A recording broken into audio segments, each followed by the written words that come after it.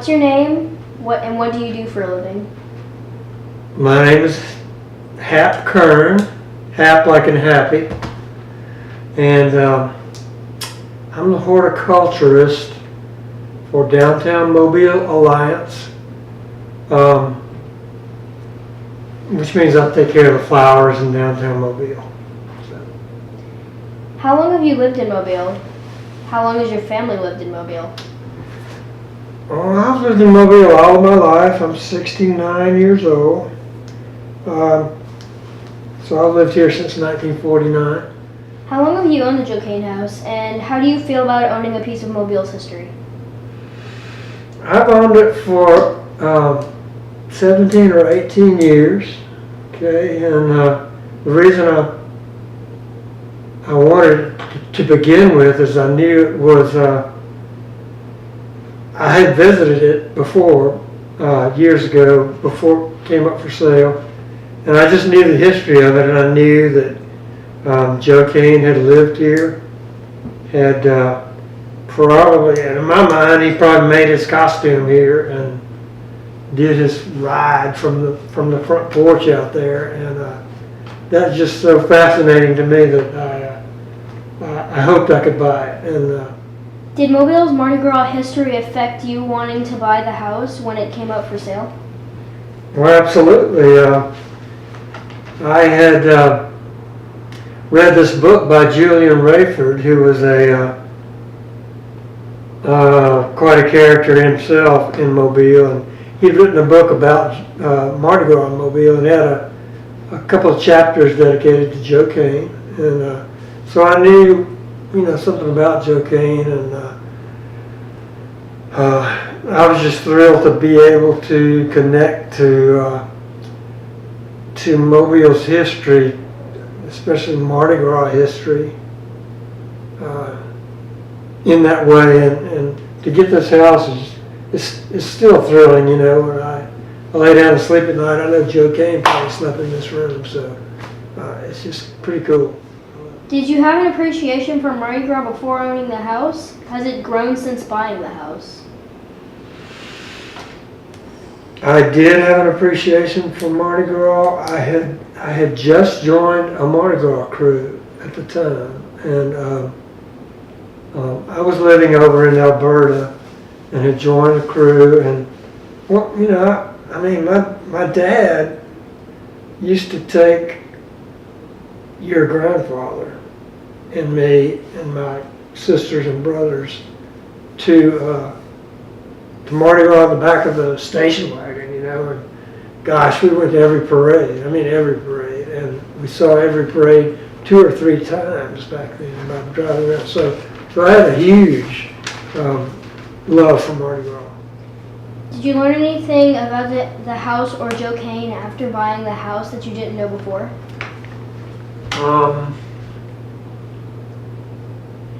Yeah, I did.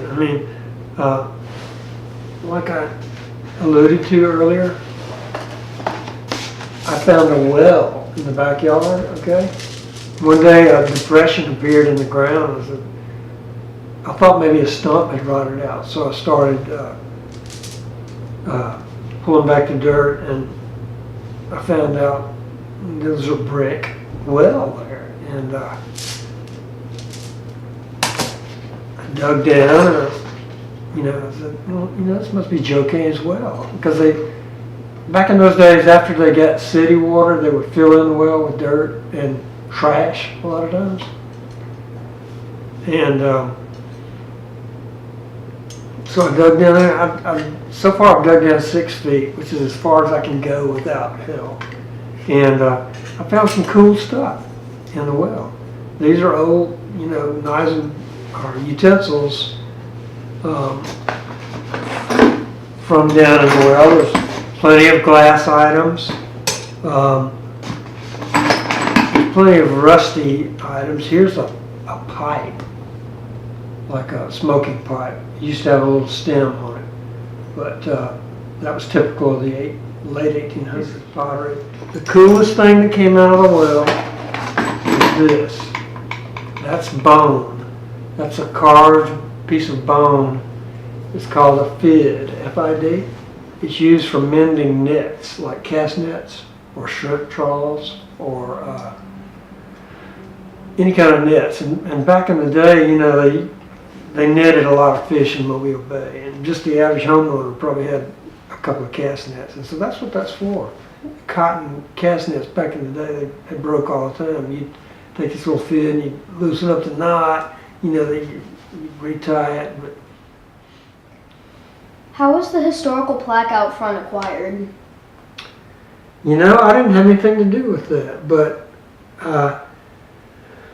the editor of the Mobile Mask, which is a magazine, an annually published magazine about Mardi Gras, his name is Steve Joynt, Joynt,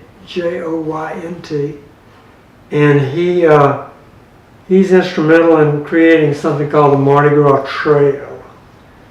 And they're going to put signs like that historic plaque at various points in the city that are significant to Mardi Gras. Like they've got one right down near the Royal and Government that says this is the place where the first IM parade started or something like that. And they've got this one in front of Joe Cain's house.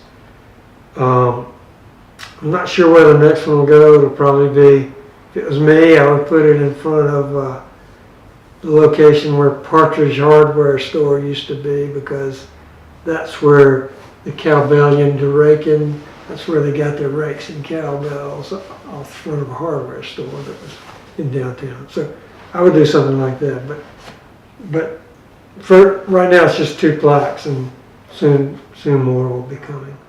And Tell us a little about the street party and about the characters, especially the Merry Widows. okay. The street party probably started, I'm going to say around 1980, something like that. And really first it was this group called the Merry Widows. I don't know if you know much about them. There's only, I think there's only 20, 25 of them.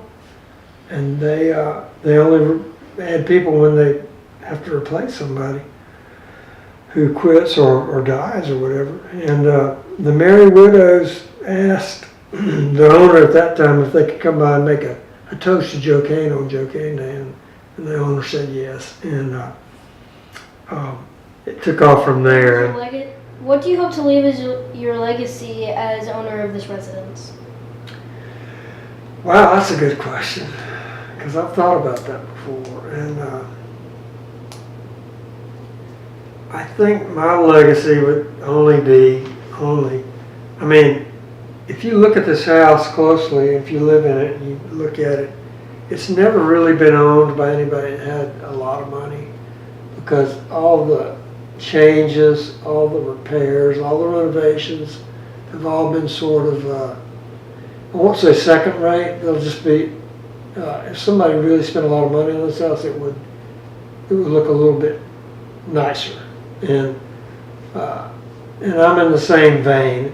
In fact, the house is called it's classified as I believe it's called a workman's cottage, I think.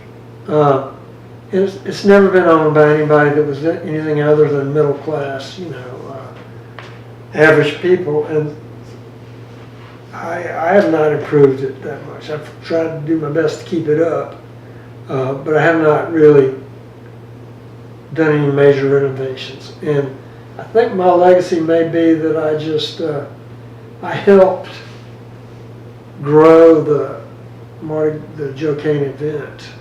I brought in, I mean, I kind of opened it up. Not everybody would just like say, I mean, I don't invite the general public in here, but a lot of people are amazed that a person would even let people come in the house they don't know, you know, or even past the gate that they don't know. And if you do it 5 times, if you do it 20 times, you realize after a while you just cannot control it. It's going to happen. You got to let people come in that you don't know. I met the editor of Lanyap in my backyard, Lanyap being a local newspaper.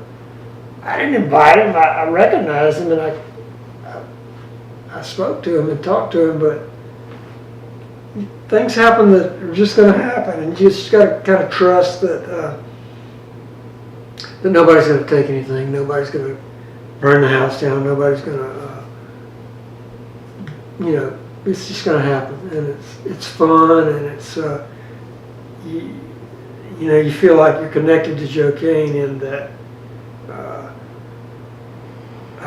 he was obviously a fun guy, and he loved Mardi Gras, and I think he would approve of opening his house to virtual strangers on Joe Cain Day. So my legacy would be just that I've helped to enhance the legend of Joe Cain in my own way.